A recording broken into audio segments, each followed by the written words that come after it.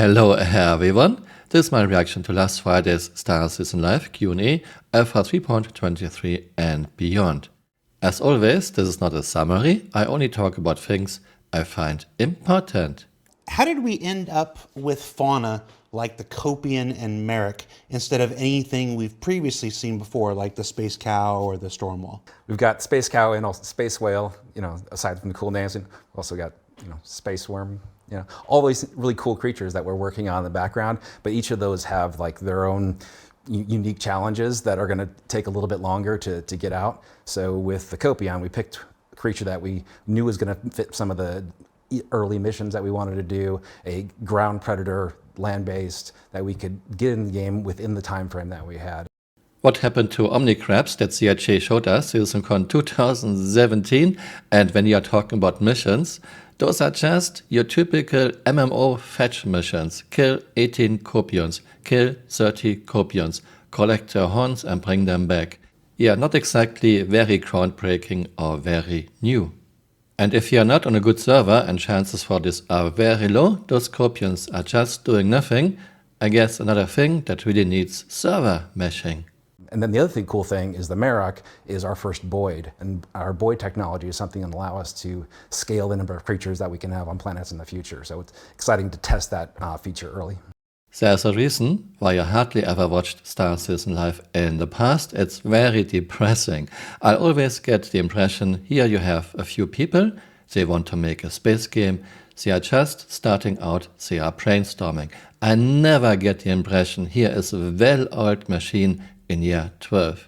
Just listen to what he said. Exciting to test that feature early. Exciting to test this new feature early.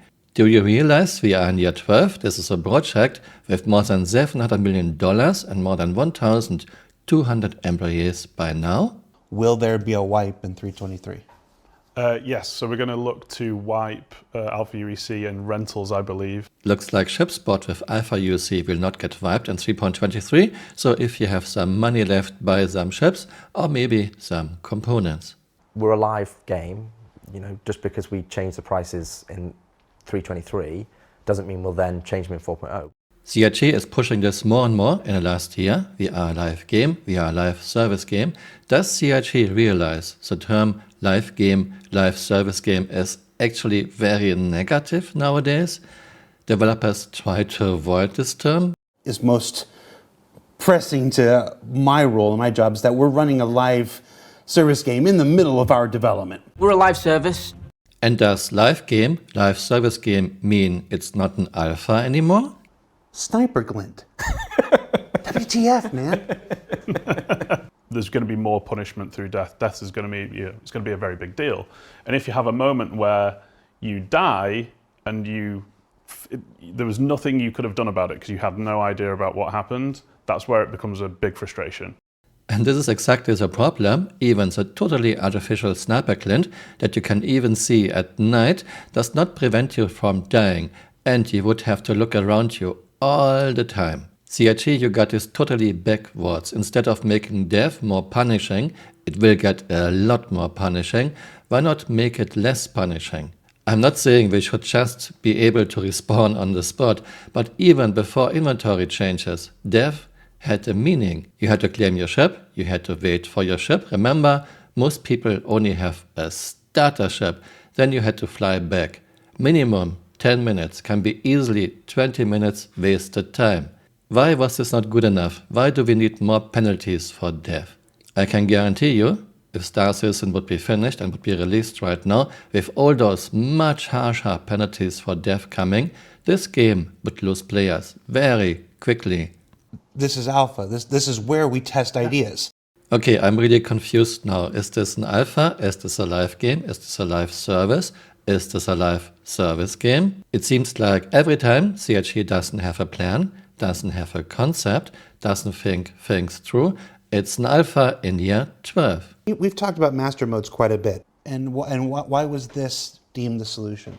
The fact that we're working on a live game, the issue is that we should always be looking at, even if we've got a system that's out in the wild, we should be looking at evaluating it and does it deliver the gameplay that we want, that the community wants, that Chris wants, So when we looked at the combat as a whole, you know, and we're talking a long time ago now. I mean, I was probably still in Star Citizen. It was probably pre-Squadron when we started talking about master modes. A lot of the combat that we saw across the broad spectrum of the community, not just the new players and not just the very well experienced players, but the broad spectrum, basically became jousting. And, you know, we felt that we could do better than that. Master Modes is a totally toned down arcadey gameplay. Community didn't ask for it, players didn't ask for it. Chris, maybe, because he likes to play with a controller. And I would like to point out again, to realize how bad it looks if a game developer in year 12 suddenly changes flight model, suddenly changes ship combat. Does this look like you have a plan, you have a concept? Cargo elevators, personal persistent hangars, that stuff, freight elevator stuff, that's been pushed into a 323.x patch. And we had some issues. Once the personal persistent instance hangars come out in the 323x patch, will our landing zone remain the same as what players choose when 323 drops? They set the home base and then you can't change it for the time being. So basically, we're not doing a full reset, so your home location is as it was when you last set your character. When we do a full reset in future, that will give you an opportunity to choose a new home location. No love for Grimhex? So, not in 323. We've seen a hot take about bed logging not fitting the vision of what Star Citizen is going to be. Care to elaborate on what you're thinking about doing with bed logging and how logging in and out will look in the future? Is there a change to bed logging? Did I miss something? I'm not sure what that hot take is, but we're definitely in favor of bed logging. In fact, in the future, we plan to give the player buffs for getting a good night's sleep in bed, and have that be part of the game loop. But we don't want to limit the player to that. It's like having a bed shouldn't be a requirement to log out of the game. In fact, in the future, we want, no matter where you log out, that's where you log back in. You have all the same missions, like we want your place in the universe to be persistent no matter where you log out. So that's where we're going. I expected this because most MMOs do it like this. You are logging back in where you logged out previously. But did you hear this? In the future, we want to give players a buff for getting a good night's sleep in their bed. Chris talked about this many years ago.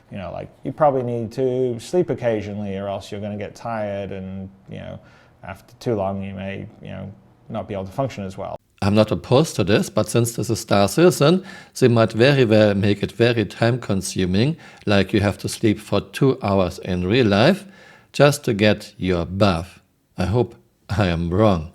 What place is there for a solo player in Star Citizen? Obviously, if you want to be a solo player, just because we're a massively multiplayer online game shouldn't preclude you from playing solo. I've played many MMOs where I've just played by myself and got through to the end game.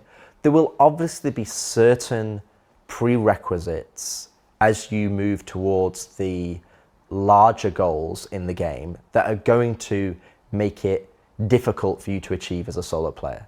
Fair enough, but CRG should recognize that more and more MMOs nowadays making content especially for solo players. Grouping up in MMOs seems to be less and less a thing. I don't know why this changed. The problem with Star Citizen is, instead of making multi-crewing and multiplayer fun and rewarding, CRG forces multi-crew down our throats, like putting cheap and bulk material, like salvage, into individual containers that we have to move one by one. Why not have conveyor belts and an automatic compactor in the rear, like every garbage truck has for decades?